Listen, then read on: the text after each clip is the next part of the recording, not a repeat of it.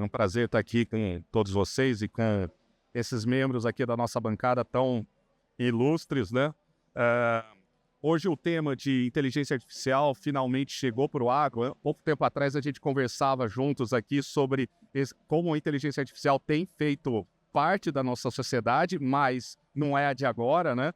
Hoje tem um hype gigantesco nisso, existe uma conversa muito atual, muito importante sobre os benefícios que inteligência artificial e dados trazem para a gente, mas também a gente tem que ter uma visão crítica, né? Principalmente num setor que move o mundo, que é o agronegócio e a agricultura, né? É sobre esse assunto que a gente vai falar sobre aplicações, a gente vai falar sobre futuro. Cada um aqui dos membros do nosso grupo vai fazer uma apresentação da sua história e das suas experiências com o uso de inteligência artificial no agro, e depois a gente vai para uma parte de provocações. E eu gostaria agora de convidar cada um de vocês, né, a fazer, então, uma apresentação, falar um pouco sobre vocês, né? Eu, rapidamente, acabei não falando, né? Eu sou o José D'Amico, sou CEO da Cycrop, trabalho fundamentalmente com IA e Analytics no agro, e também sou conselheiro da AP, Associação Brasileira de Inteligência Artificial. Passando agora, eu gostaria de chamar o Mário Sérgio Salani, que ele é da BP Bioenergy, para ele falar um pouco sobre a sua história, contar um pouco para a gente sobre a sua experiência, que já é de longa data com o uso de dados, e enriquecer aqui esse painel falando sobre o seu conhecimento. Muito obrigado pela presença. Obrigado, José. Obrigado, Datap, pelo convite. É uma satisfação imensa estar aqui representando o time da BP Bioenergy e mostrar um pouco do que a gente vem utilizando, né, da inteligência artificial e das tecnologias embarcadas nos nossos equipamentos. Eu trouxe aqui 5 propostas que a gente vem utilizando, né, 5 inteligências que a gente vem utilizando dentro das nossas operações. Elencamos as 5 principais aqui. Antes, eu gostaria de contextualizar, né, um pouco sobre a BP Bioenergy. Ela entrou como operação 100% BP agora em outubro de 2024, é composta de 11 usinas, né, espalhadas aí pelo Brasil, desde o Tocantins até no Mato Grosso do Sul. Nossa capacidade de moagem são 32 milhões de toneladas.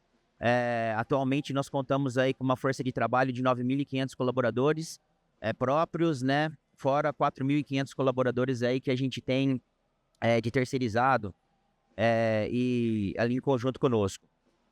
Nós conduzimos aí aproximadamente 450 mil hectares de produção de cana-de-açúcar dentro aqui do Brasil. E fala um pouco desses 9.500 colaboradores, onde a gente tem a nossa maior desafio quando a gente fala de pessoas e inteligência artificial. Passando aqui, hoje tudo que eu falar aqui de inteligência artificial, de tecnologia, a gente tem uma central, fica sediada em São José do Rio Preto, nós chamamos ela de Smart Hub. É uma central onde ela faz o monitoramento e acompanhamento de todas as nossas operações agrícolas, um foco muito forte em logística, em colheita, que é a principal operação. Tem um foco muito forte também relacionado à segurança, com as ações aí de brigada e todos os eventos de incêndio, né, em decorrência a situação que houve de brigada, né, de incêndio nos últimos anos. E tudo isso garantido por uma conectividade 4G nas nossas plantas, no nosso campo. Bom, falando um pouco das estratégias, né, um resumo. Vou falar um pouco da tecnologia que a gente usa para sistematização do solo, um pouco da tecnologia para plantio, o que a gente usa para aplicação de vinhaça localizada, o que a gente utiliza como colheita de alta performance e finalizando com a brigada, dimensionamento de bombeiros. Resumindo o que a gente faz com a sistematização, nós pegamos as nossas áreas onde nós vamos preparar e ali a gente processa toda essa estrutura através de inteligência, o mapa dessas áreas, e ali ele determina quais os melhores locais para se fazer o carreador, qual o melhor local para se fazer uma conservação de solo, uma vírgula, um terraço, né? A gente transfere isso para os nossos equipamentos de linha amarela ali, que vão executar isso na ponta, e depois a gente checa a aderência. Tudo isso com pouca interação ali humana, a gente só faz os cheques ali e vê se a inteligência está nos mostrando o melhor caminho. Quais são os benefícios que a gente tem para isso? É a gente aumentar a precisão e a eficiência desses equipamentos e ter a garantia e a padronização dessas operações. Assim que o solo foi preparado, foi determinado ali toda a sistematização, nós vamos para as tecnologias utilizadas no plantio. O que a gente faz? Nós temos uma estratégia, ali uma inteligência artificial, que ela calcula para nós, a partir daquele ponto que foi abastecida a plantadora, de acordo com a quantidade de metros que ela vai percorrer, qual que é o melhor ponto para ela parar no carreador e receber o reabastecimento de muda, garantindo com que a muda não acabe no meio do talhão. Isso a gente garantiu uma logística muito boa com os transbordos que abastecem a plantadora, né? Então ela faz esse cálculo e já embarca ali no projeto. A gente pode ver uma imagem ali no alto, né? Os pontos ali em preto, aonde essa máquina vai precisar parar para abastecer, e isso é embarcado dentro do computador de bordo da máquina. Utilizado isso no plantio, nós vamos para a aplicação de vinhaça localizada, que a inteligência leva em consideração muito semelhante, só que ao invés de onde vai acabar a muda, a cana, aonde vai acabar a vinhaça localizada. Essa operação, geralmente, ela acabava a vinhaça localizada no meio do talhão, o equipamento tinha que sair, se deslocar, reabastecer e voltar, aumentando o trânsito, aumentando o pisoteio dentro do canavial. A gente conseguiu, através da utilização dessa tecnologia, ela calibra, ela sabe o comprimento do talhão, ela calibra a quantidade de bicos que ele vai entrar operando, para que garanta com que ele chegue até o carreador e no carreador ele receba o reabastecimento. Se vai ser no primeiro ou no segundo carreador, ela também indica onde que vai realizar esse abastecimento. Também a gente conseguiu melhoria de logística, melhoria de performance, reduzir pisoteio, melhorar a produtividade e garantir que o produto está indo certo e não ter falha de aplicação. Olhando aqui para a colheita, que esse foi o nosso carro-chefe, foi a primeira vez, né? Foi o nosso primeiro grande case aqui de utilização de inteligência, foi quando a gente pegou todos os conceitos de colheita de alta performance, aonde eu vou colocar o pátio de transbordamento para o meu transbordo andar numa menor distância, aonde eu vou abrir os aceros com as colhedoras para que elas trabalhem rodando e ganhem tempo na manobra, aonde eu vou ter deslocamento de tratores vazios, deslocamento de tratores carregados, deslocamento de caminhões, para garantir redução de consumo de combustível dos nossos equipamentos agrícolas, dos nossos transbordos, para a gente garantir que a máquina não fique parada aguardando transbordo. A gente trabalha com uma proporção menor de transbordo e garantir que as nossas colhedoras colham 800, 900, 1.000 toneladas por dia, colhedoras de uma linha. Então, esse foi algo que a gente já utiliza com mais propriedade e que a gente vem avançando já há 3 anos utilizando esse sistema de inteligência para os nossos projetos de colheita.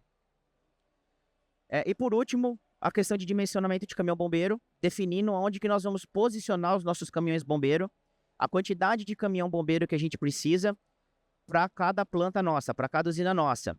Através de softwares e de inteligência, de algoritmos, nós conseguimos determinar um percentual aí de aproximadamente 83% das nossas áreas, nós conseguimos atingir em até 25 minutos. O bombeiro ele consegue chegar até 25 minutos.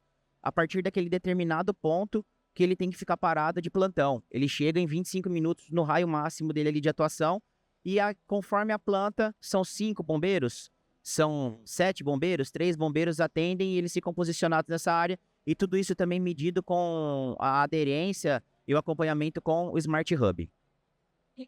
E aí eu trago o último slide, né? O que a gente utiliza, quais são os impactos disso, quais são os benefícios que a gente quer colher com isso, que a tecnologia ela não pode ser usada só porque é uma tecnologia, né? A gente busca rendimento operacional, aumento desse rendimento operacional, dessa eficiência, redução de custo, né? A eficiência operacional traz a redução de custo, mitigar riscos operacionais e riscos ambientais, além de garantir uma padronização e uma profissionalização de todas as nossas operações. E a gente fala muito que tecnologia sem propósito é como você ter o GPS num trator desligado. Ela vai ser bonita, vai estar bonitinho ali, mas ela não vai trazer rendimento e não vai trazer aquilo a resolver o nosso problema e trazer a eficiência operacional que a gente espera. Era isso, né, que eu tinha para trazer. E aí passo a palavra aí para você, José. Fica à vontade.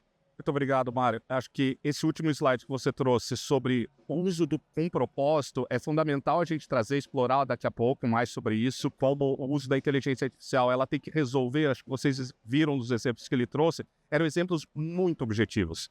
Então você tinha uma eficiência operacional que você conseguiu medir e que você conseguiu ter certeza do antes e depois. O uso da inteligência artificial deve seguir esses parâmetros, né? Ele deve permitir que você consiga mensurar os resultados.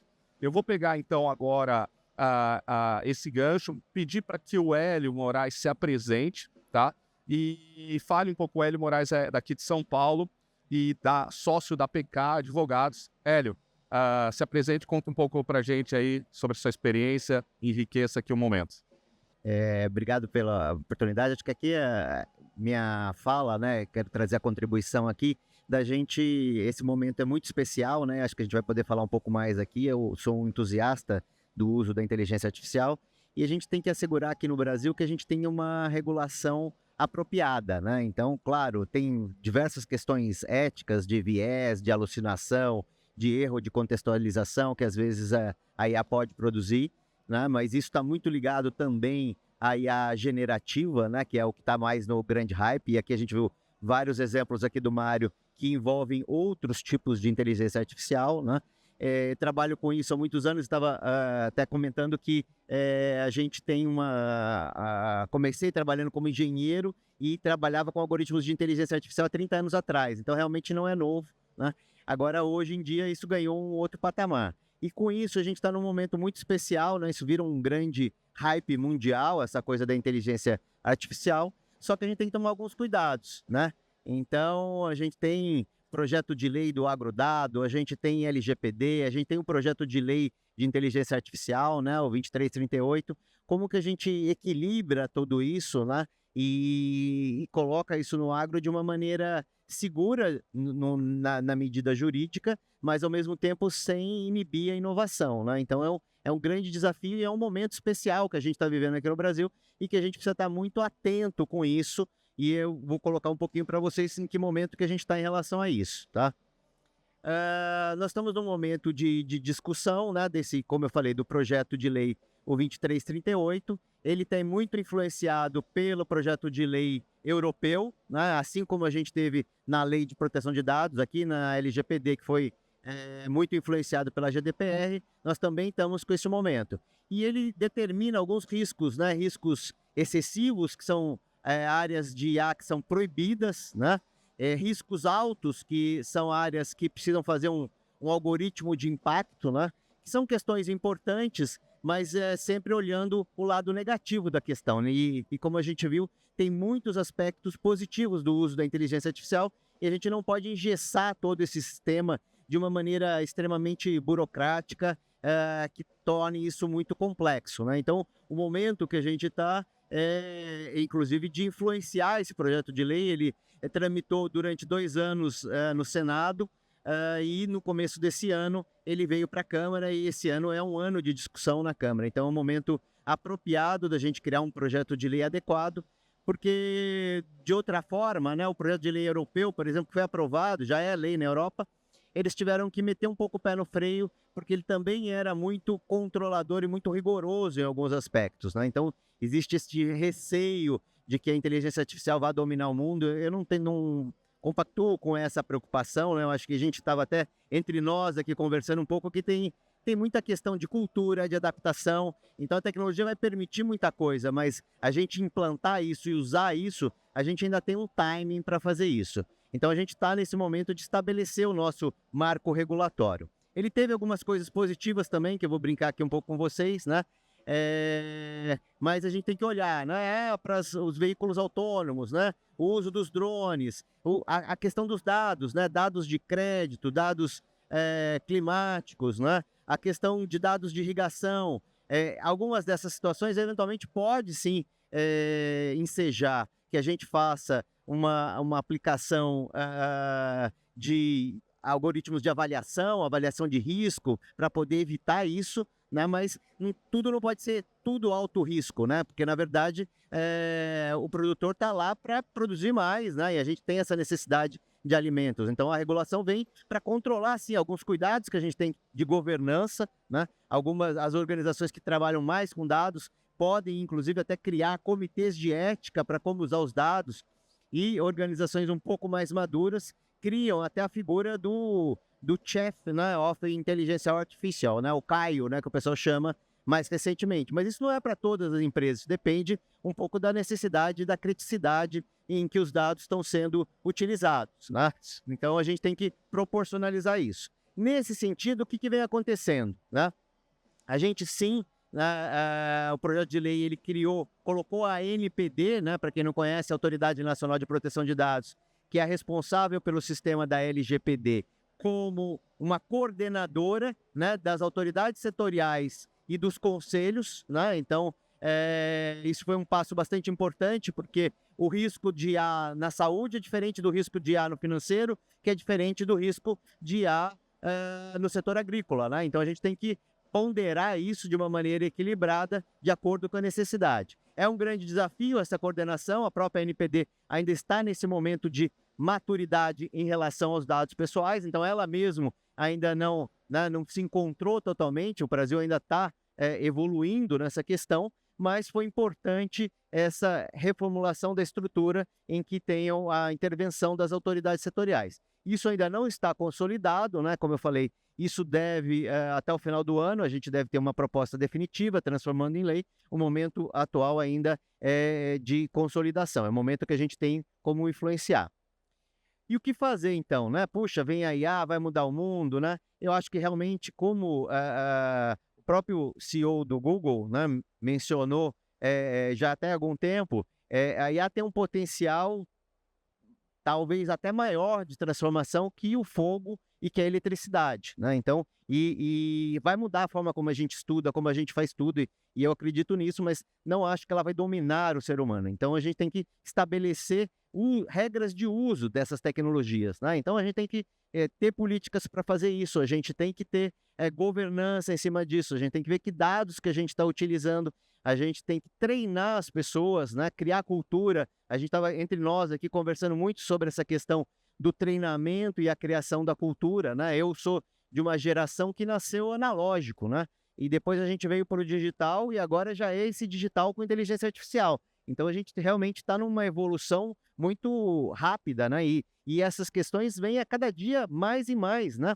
Esses dias mesmo eu estava fazendo um outro webinar e tinha um dado muito relevante que, assim, esse ano, nós estamos aqui no começo de junho, nós tivemos 22 lançamentos, só em 2025, de novas features das inteligências artificiais, né? E features relevantes, importantes.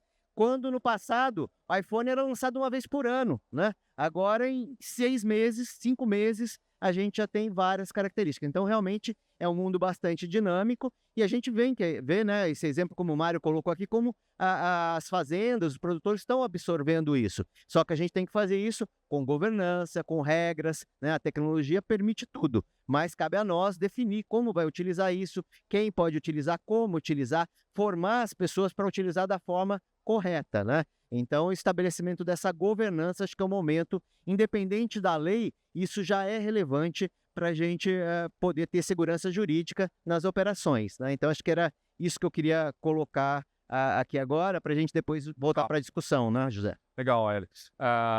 Depois que eu vou pedir para o Guilherme falar um pouco sobre a história dele, mas eu volto logo depois, tá, pessoal? Vou voltar com o Hélio, com a pergunta que ficou formando aqui na minha cabeça, e depois a gente conduz. Agora, Guilherme, você trabalha na Jacto, é uma empresa que eu particularmente sou fã, então, assim, como empreendedor, é uma empresa que eu olho como exemplo de empresa, como exemplo, e a gente vinha conversando, e eu queria que você, nessa apresentação, diferente dos demais, vou dar um pouco de viés. Me fala um pouco como é que você se der, né? Como é que você entrou lá na Jacto, como é que você foi trabalhar nisso, e conta, se apresente aí pra gente, para que depois a gente continue a discussão. Muito obrigado pela sua presença. Obrigado pelo convite, boa tarde a todos. Basicamente, a Jacto é uma empresa de 77 anos, vou até colocar aqui, nacional, fundada por um imigrante japonês que veio construir a vida dele no Brasil. E nós temos muito orgulho de ter engenharia brasileira. Nós somos uma empresa brasileira que cria engenharia no Brasil. Nós vamos mostrar alguns exemplos. Nós cada vez mais estamos aumentando o nosso portfólio. A minha vinda para a Jacto foi para a área digital. A Jacto se digitalizou demais nos últimos 10 anos. Ela criou uma área de serviço que é o Jacto Next, que é uma área de servitização da empresa. Para você ter uma ideia, a gente vai falar já do autônomo, ele não é vendido nessa primeira versão, ele é alugado por hectare. Você tem uma taxa fixa, porque diminui barreira de adoção, diminui uma série de questões.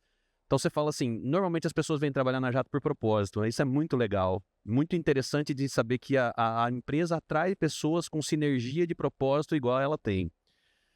Falando um pouquinho sobre IA, sobre o tema específico aqui, é muito interessante entender que todo mundo está falando que o ser humano vai ser... nós vamos substituir o ser humano. O Gartner tem um conceito super interessante que é o Augmented Human. Augmented Human, ele diz assim, nós vamos ser melhores com o IA. E não é sobre máquinas que pensam, é sobre ampliar a capacidade do ser humano de pensar, de entender contexto melhor, sumarizar mais coisas e conseguir entender melhor aquilo que a gente tem para fazer. Então, nós não estamos falando com IA como substituição, sim como ampliação do ser humano. Se a gente entender isso rápido, nós vamos potencializar o uso de IA. Se a gente tentar se defender ou entender que isso não é o movimento da IA vai ficar mais lento porque nós, humanos, não estamos prontos para ele. Que aplicações nós temos na Jato? E temos um monte delas. Eu vou mostrar algumas práticas, mas eu queria voltar naquela conversa que a gente teve nos bastidores. IA... depende para o que você quer usar, existem inúmeras IAs. A gente está vivendo um hype gigantesco sobre IA generativa e ela é um deep learning específico de LLMs feitos e produzidos pelas Big Techs, mas ele é não determinístico, a gente já falou sobre isso. Uma pergunta feita no LLM hoje pode dar respostas a mesma pergunta feita nos LLMs atuais, eles respondem coisas diferentes. É a capacidade de juntar inúmeros conhecimentos e dados que é forte ali. Mas para a visão computacional, por exemplo, processamento de linguagem natural, você não vai precisar desses algoritmos não determinísticos, você vai precisar de algoritmos determinísticos, né? Então, o que a gente fez na Jato nesses anos todos e trazendo para casos reais? Nós temos um autônomo nível 4, que está aparecendo, é o nosso JAV, o Jato Autônomo Veículo. Ele está já em produção, aí vocês veem ele trabalhando ali, ó. Ele faz 4 grandes funções. Ele pulveriza, ele tem um LiDAR que acompanha a lavoura, e especificamente esse veículo é para citrus, para laranja. Ele tem um cabresto virtual, ele está funcionando ali embaixo, ele persegue um carro que possui um código até encontrar a linha guia de autonomia. Quando ele encontra a linha guia de autonomia, o LiDAR assume funções, a câmera estéreo assume as funções de autonomia nível 4 e ele consegue rodar. Esse cara não é vendido na Jato. Tem alguns primeiros clientes que estão começando a caminhar na maturidade para vendermos o Jave. Por que a gente não vende? Porque a adoção de inteligência artificial ela ainda preconiza mudança na fazenda. Sabe qual é o maior problema do Jave hoje? Ele para esperando o cara almoçar. O cara desliga o Jave para almoçar. Ele não roda 24 horas porque o caminhão da cauda pronta não chegou. Então não é sobre autonomia, é sobre a mudança estrutural que tem que ser feita na lavoura para caber o autônomo dentro. Tanto é que com esse cliente que nós estamos fazendo esse primeiro grande trabalho, o projeto deles é ser a primeira fazenda autônoma, 100% autônoma em sítios do Brasil. E a ideia deles, na verdade, é mudar completamente a logística. Por quê?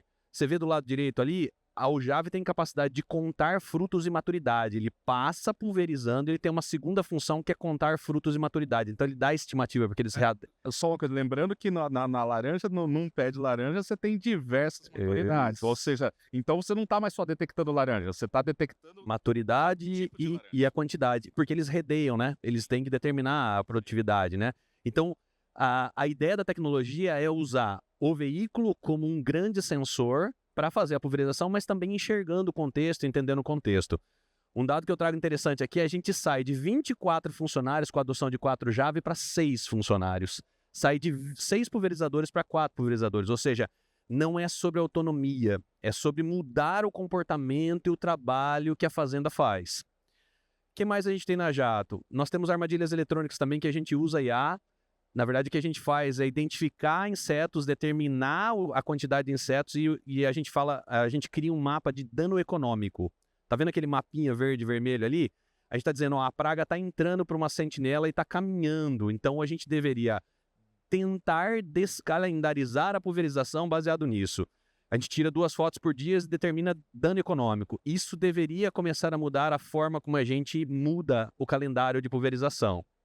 O que mais nós estamos fazendo? Olhando para dentro e falando o que a gente falou lá atrás, assim, nós usamos machine learning hoje para fazer toda a parte de predição de vendas. Hoje, a predição de vendas da Jato, porque nós não temos dados oficiais no Brasil de share, etc, nós calculamos.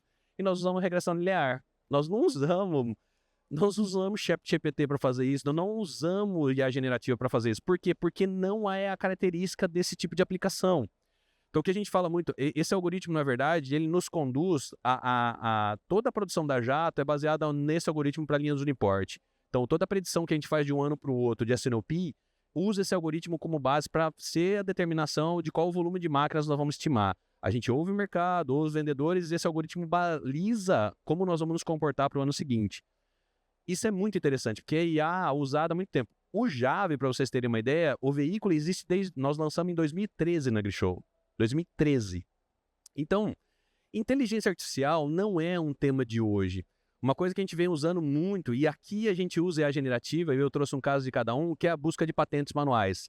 A gente ragueia, e aí usa a inferência de dados, a gente imputa os nossos dados num LLM de mercado, e a gente faz, o nosso pessoal de Customer Experience usa esse buscador para poder atender o cliente. Então, enquanto ele está atendendo o cliente, nós não robotizamos o atendimento na Jato, isso é uma premissa para nós, lá gente atendendo gente, é gente servindo gente, só que a gente usa a IA, enquanto o cliente está falando, ele está falando, o que o senhor está dizendo? Está acontecendo um erro 430, numa situação assim, quando ele faz isso, a IA busca nos nossos manuais todo o comportamento e traz para o atendente qual é a melhor forma de resolver o problema do cliente. De forma remota ou deslocando um técnico da nossa rede de revendas, é com isso que ele faz o primeiro atendimento.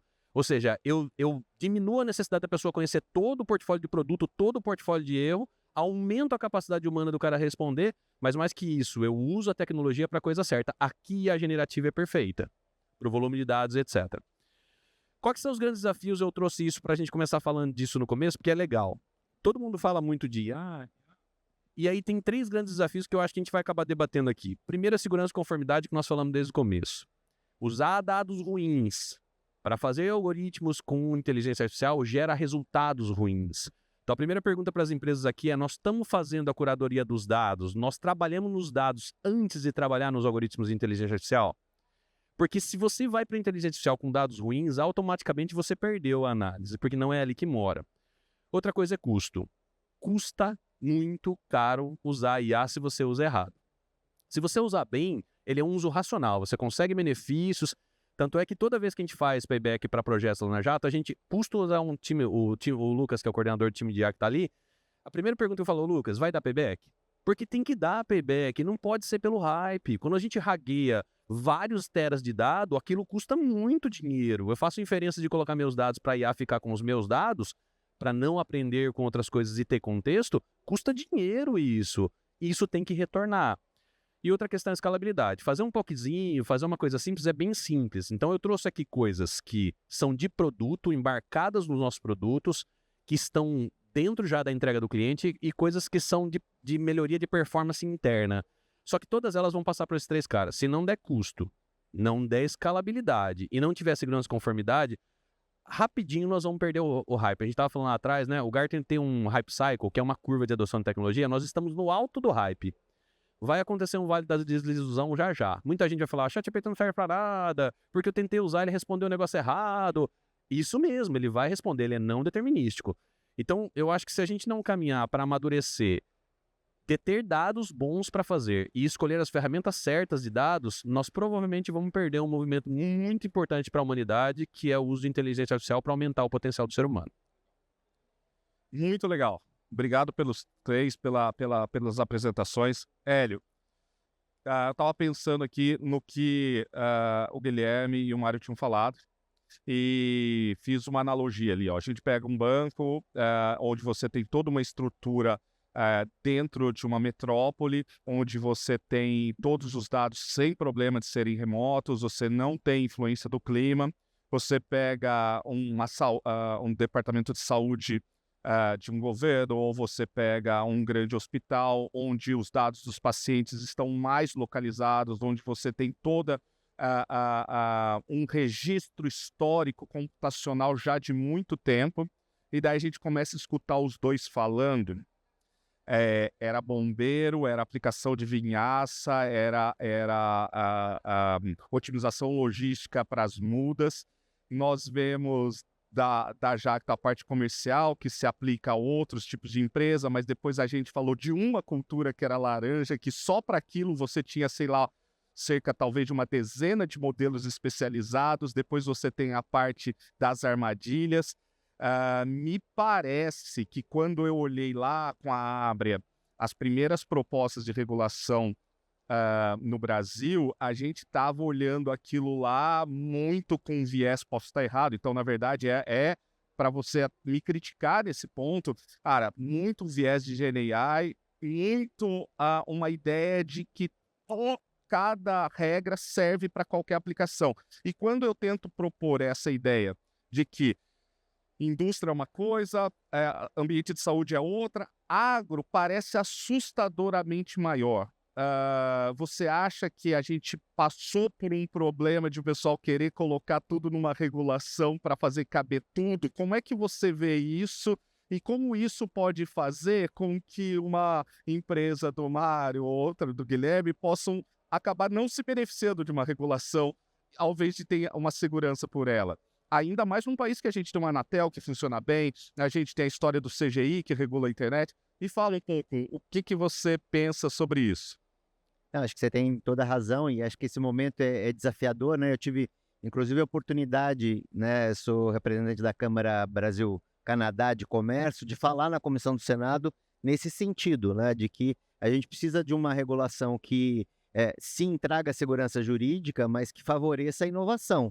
Então, a gente não pode entrar nesse hype de... Né? Tem o hype de adoção da IA e tem o hype de regular, né? A Europa regulou, então a gente está regulando também, né? A gente fez um pouco isso, LGPD com GDPR, mas a gente tem que entender o contexto disso, né? É muito mais importante o plano brasileiro de inteligência artificial para a gente ter data centers aqui, a gente ter mais programadores, a gente desenvolver tecnologia e depois, claro, a gente tem que regular tudo isso. Então a gente tem que tomar muito cuidado e a gente está nesse momento, né? Um momento que ainda não temos a lei. Então a gente tem que ter construir uma lei que sim, ela nos proteja de um uso indevido da inteligência artificial, mas, ao mesmo tempo, a gente não pode perder essa oportunidade que a IA vem trazer, né?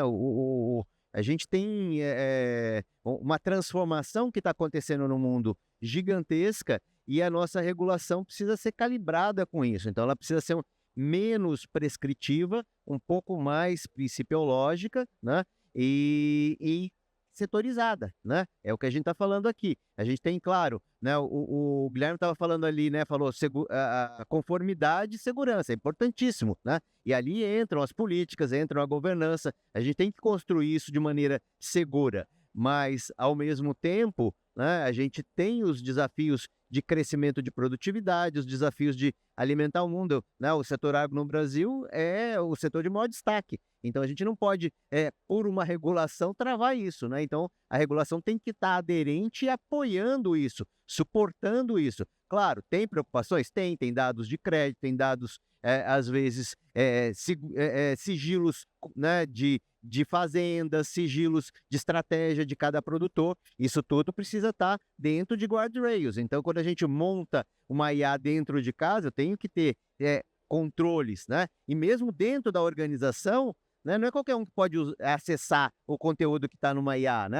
Vou fazer a minha IA interna. Beleza, ótimo, né? E quando eu vou, né, mastigar os meus dados, eu tenho que fazer isso. Mas eu não vou deixar qualquer um ter acesso, porque ali tem segredos de negócio. Então, tudo isso precisa estar coordenado na implantação de um projeto de IA e a regulação tem que andar em paralelo, sem travar isso. Sim. Só mais uma pergunta. Você não acha que a gente tem potencial, o Brasil não tem potencial, quando eu escuto Guilherme e Mário falando, quando eu vejo que não é só o exemplo da BP Bioenergy, mas toda sucroalcooleira brasileira ou internacional que opera no Brasil, e a gente é o maior produtor sucroalcooleiro do mundo, e que essas tecnologias nascem por brasileiros dentro dessas empresas. Quando eu vejo a Jacto mostrando um trator de 2013 com autonomia agora nível 4, quando eu vejo a nossa produção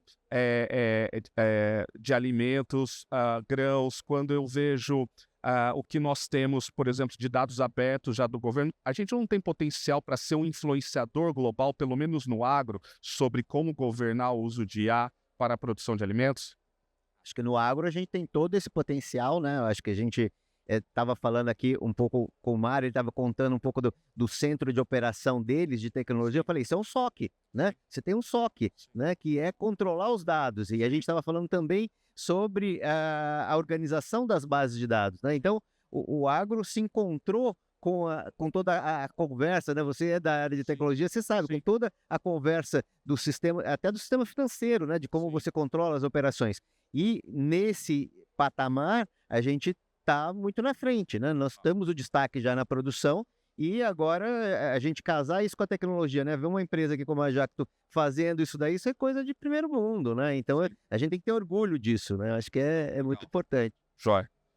Mário, uma coisa que eu fiquei... sempre quando eu encontro pessoas como você que começam a dar esses exemplos, a gente se sente até um pouco atrasado, porque já está com algoritmos de predição usando no dia a dia, a operação está mudada. Inclusive, quando o Guilherme falou sobre, eventualmente, aquela fazenda de citros terá ter que mudar, eu fiquei pensando, mas ali já não é citros, mas no caminho da BP ele já está fazendo o caminho ótimo das questões. Agora, não é só de software que a gente está falando. Como é que você vê? É um desafio? Não é? Como é que você vê o impacto nas pessoas? Como é que as pessoas estão lidando com essas mudanças que, pelo que eu tenho visto, você é um dos catalisadores lá na empresa para que isso aconteça? Como é que você vê isso? Isso é um problema? Me conta sobre isso. Cara, essa pergunta é excelente e ela vai muito de encontro com o que a gente vem falar. O desafio maior que a gente vem encontrando. Hoje a gente conectar a máquina, você garantir a conectividade da máquina lá no campo com o nosso Smart Hub lá em São José do Rio Preto, é fácil. Você tem 4G, enfim, você tem qualquer tecnologia que faz essa conectividade. Mas tem uma conectividade que a gente precisa fazer, que é conectar a pessoa, o ser humano que está operando a máquina, o líder daquela frente de trabalho, com toda essa tecnologia embarcada e com toda essa inteligência que tem por trás dos equipamentos. Quando a gente vai implantar uma tecnologia dessa, nós fazemos POC, implantamos numa usina, depois para a segunda, para a terceira, e aí assim, depois de um ano e pouco, passa para as 11. E quando a gente olha lá, implantou nas 11 e você volta na primeira que foi implantada, você vê que o pessoal já está com dificuldade. Porque aquele líder que há 20 anos atrás ele estava colhendo cana queimada no facão, ele está com um mapa impresso, cheio de caneta no bolso, ainda pintando mapa. Então, o que a gente... E essa geração ainda não teve essa transição, e existe a dificuldade de você... A geração nova que está vindo, ela não quer ir mais para o campo. Ela não quer ir trabalhar mais lá operando uma máquina, sendo líder de uma frente de trabalho, né, no campo. Então, é uma geração que ela está aí. Ela é analógica e pegou o digital. Então, cada vez mais a gente precisa mostrar esse propósito, mostrar que o trabalho dele vai ser facilitado, mostrar que ele vai ter tempo maior para ficar fazendo a gestão das pessoas, vendo como os colaboradores estão, mostrar para o operador do equipamento tanto que isso vai melhorar a performance dele, quanto isso vai reverter financeiramente para a bonificação, para as remunerações variáveis que ele tem. Então, você tem que fazer essa conexão. E não só colocar a tecnologia e forçar ele a utilizar. Você tem que mostrar o propósito, o porquê que ele está utilizando. E eu falo que é a nossa principal, são 9.500 colaboradores, mas na agrícola aproximadamente 6.000.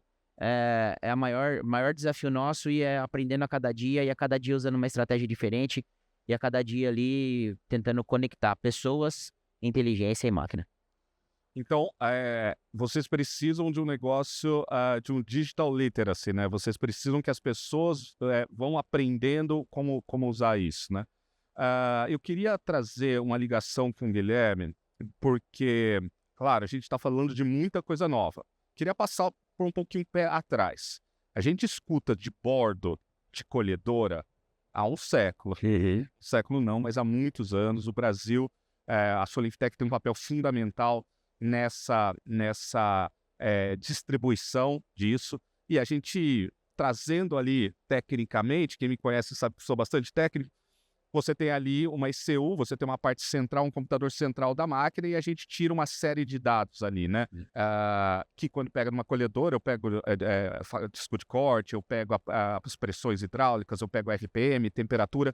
Quando a gente faz essa pergunta para o Mário, eu trago para você. Você ainda vê um problema, não só das pessoas na linha direta do campo, mas na gestão de saber que você tem dados ali, certo? Que não estão extraídos e que você já poderia estar tendo um potencial E, sinceramente, eu vou falar antes de chegar no nível dele e antes de chegar no nível tão avançado de vocês, que a gente já não tem um valor na mesa e, às vezes, até esse valor não está vindo porque você não está conseguindo conexão com os provedores dessas máquinas. Isso é uma coisa que acontece. Perfeito. A gente vem embarcando cada vez mais tecnologias nas máquinas da Jato. Só que o grande fator que hoje é um problema, que o Mário comentou, é extrair valor das tecnologias que já estão lá. A gente tem uma solução multimarca que monitora qualquer marca de outra marca. E nós temos um ecossistema digital aberto. Tem muito cliente que tem isso, nos paga mensalmente para ter e não consegue extrair valor com os dados que estão lá. Ou seja, quando a gente pensa muito longe em inteligência artificial, nós temos que pensar que talvez tenham coisas, a gente fala de fruto na barra da árvore, né? Tem aquela manga ali embaixo para você pegar, você está querendo pegar ela lá no ponteiro, que vai dar um trabalho desgramado, você põe uma escada.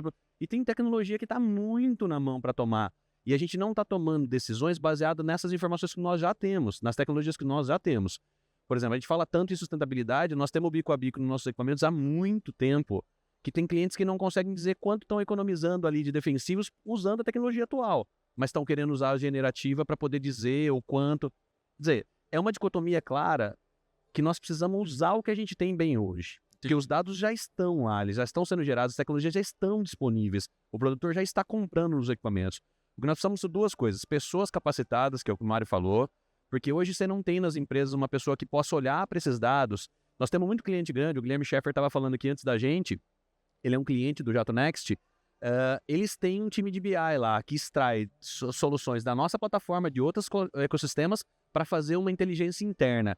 Isso, Zé, faz toda a diferença, porque ele consegue entender de forma holística o que está acontecendo, e aí faz sentido dar um passo para frente na inteligência artificial. Porque aí você usou o melhor do equipamento, tirou a ineficiência, consumiu menos combustível, consumiu menos insumos e vai dar um passo adiante. O problema é que a gente estiver olhando para inteligência artificial sem olhar para os dados básicos, sem tirar aquele problema operacional que nós temos lá todo dia, e tem, hein? Pra você ter uma ideia, nós temos 19 mil equipamentos no nosso ecossistema, a eficiência média é de 36%. 36% dos equipamentos que nem são nossos, tem colhedora de John Deere, tem colhedora de Holland lá, 36% eles fazem a operação que eles têm que fazer, plantam, colhe. E os outros? Sim. E os outros 65% eles fazem o quê? Sim, sim. Então, assim, não é nisso que nós temos que começar trabalhando, não é utilizar os dados e utilizar algoritmos para que eu possa melhorar a eficiência agora, para depois dar um segundo passo, que é conseguir usar inteligência artificial para conseguir dar um segundo passo. Nos parece a lógica, assim, extrair melhor o que tem hoje para conseguir usar depois os dados de uma maneira mais eficaz. Tá. A gente está chegando no final do nosso painel e eu queria, antes de pedir para cada um de vocês se despedirem, trazer ali uma finalização, a gente recebeu uma pergunta aqui que eu vou pedir, Guilherme, porque eu acho que tem ligação com o que você estava falando, e já vou também dar um pitaco já nessa pergunta boa. Então, o participante disse: como os palestrantes enxergam o papel das instituições e empresas em garantir que grandes talentos e pesquisadores permaneçam no país, tendo em vista que muitos vão para o exterior por melhores oportunidades e valorização. Eu acho que tem um papel de paixão, tem um papel de propósito, tem um papel de educação, mas eu gostaria de, além disso, dizer o seguinte: será que nas próprias empresas, clientes, nas próprias empresas do agro, a gente também não está precisando fazer um processo de educação mais pé no chão sobre o que o Mário falou, sobre o resultado claro que isso vai trazer e o que a gente falava com o Hélio sobre o que é possível fazer, porque ainda muitas coisas vem muita gente na Secretaria solicitar coisas que de fato a gente não pode fazer porque vai ferir a LGPD. Então tem também uma questão de educação nesse sentido. Você pode fazer um fechamento com essa pergunta, daí eu passo para cada um de vocês para trazer uma mensagem final. A gente falou no começo, né? A Jato tem DNA brasileiro, acredita no Brasil. Hoje, 4% do nosso faturamento quase 4% do faturamento é investido em P&D, porque a gente acredita que engenharia no Brasil dá certo, fazer tecnologia no Brasil dá certo. Nós temos a Fundação Sundin Shimura, você conhece, Sim. Que tem o curso de Big Data no agronegócio, tem de mecanização. Esse é um projeto do nosso fundador, que saiu há 70 anos da empresa e fundou a fundação, que depois agora tem convênio com o FATEC, com o Senai, com várias empresas. O que a gente acha é o seguinte: se nós avançarmos em tecnologia e as pessoas não forem aumentadas e não tiverem a capacidade de usar a tecnologia, o que vai acontecer é que nós vamos perder esse movimento. Então, tem gente pagando melhor lá fora? Tem. Mas tem muita gente na Jato, em empresas do Brasil, fazendo tecnologia no Brasil, fazendo tecnologia brasileira com muita capacidade, mas nós precisamos valorizar melhor isso. Nós precisamos entender que o cara da fazenda é importante, que ter um cientista de dados na fazenda não é um luxo, é uma necessidade para você extrair valor. Então eu acho que investir em capacitação nas nossas empresas, nas pessoas, para elas entenderem como usar, que é o que a gente falou, né? Usar a inteligência artificial da maneira errada frustra qualquer um, inclusive quem está investindo. Então acho que é importantíssimo esse ponto. Legal. Hélio, Eu queria acrescentar uma coisa para fechar aqui, que eu acho que é super importante, que eu vi em alguns momentos, né? Hoje a gente está falando muito de tecnologia, eu vivo nesse mundo há muitos anos, né? Comecei a minha carreira como engenheiro, depois fui para a área jurídica, sempre trabalhei com direito e tecnologia, e eu vejo que há poucos anos trabalhar com TI era quase que uma coisa secundária, não tinha todo esse valor. E eu trabalhei em algumas iniciativas de alguns clientes que fizeram movimentos de tornar a TI mais sexy. E eu acho que o agro digital, a gente precisa trabalhar um pouco o agro digital é sexy também, né? Para a gente poder atrair esses talentos, para poder várias BPs, né? A gente precisa que tenha todo o nosso agro vá para essa tecnologia. Então, se a gente conseguir tornar o nosso agro digital sexy, eu acho que isso vai ajudar muito a melhorar essa cultura. muito obrigado, Hélio. Mário, suas palavras. Finalizando aqui, eu costumo falar bastante, né? E quem trabalha ali junto comigo já ouviu isso várias vezes. Toda a inteligência artificial, né, acionada por um indivíduo que ele não tenha bagagem cultural, conhecimento técnico, ele não esteja comprometido com o resultado, facilmente ela se torna ignorância artificial. Então a gente tem que ter cada centímetro, cada real, cada dólar que a gente investir para aprimorar e melhorar as nossas inteligências artificiais, nós precisamos também melhorar a nossa capacidade do time de absorver essa inteligência e gastar essa energia também com as pessoas para que elas entendam que a IA está vindo, né, para dar mais tempo para nós, direcionar o nosso foco para que a gente consiga cuidar de pessoas e consiga pensar melhor e consiga ser mais criativo e, enfim, não banalizar a inteligência artificial e não deixar que ela se torne ignorância artificial. Muito legal. Pessoal, muito obrigado pela participação de vocês. Foi riquíssima a contribuição de cada um de vocês. Agradeço ao público aqui por estar com a gente até agora e aproveitem mais aí do evento. Até mais. O orgulho de ser brasileiro está em quadra. Vamos juntos fazer história. Ponto a ponto. XP, investidor oficial do João Fonseca.